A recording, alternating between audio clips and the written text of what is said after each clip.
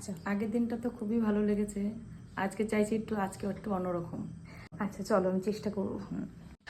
আমার ক্লায়েন্টের কীরকম লুক আগে পছন্দ ছিল এবং এখন কীরকম চাইলো সবটাই দেখালাম আপনাদের প্রথমেই। এবার বলি, আমি মনে করি একটা সঠিক মেকআপ আর্টিস্ট যিনি হবেন তিনি কখনই নিজের ইচ্ছে নিজের মতামত ক্লায়েন্টের উপর চাপিয়ে দেবেন না। ক্লায়েন্ট ঠিক যেমনটা চাইছেন তার মতামতের ভিত্তিতেই পুরো মেকআপটি করাটা আমার মনে হয় বিশেষভাবে প্রয়োজন, তার স্পেশাল দিনটিকে আরও স্পেশাল করে দেওয়ার জন্য। আজকে যে ক্লায়েন্ট ছিলেন তিনি এইচডি লুক করেছিলেন।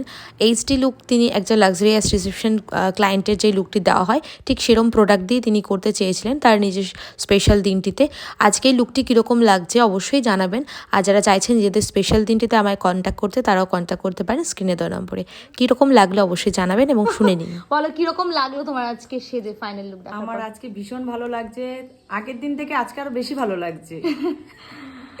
খুশি তো? হ্যাঁ হ্যাঁ, ভীষণ খুশি।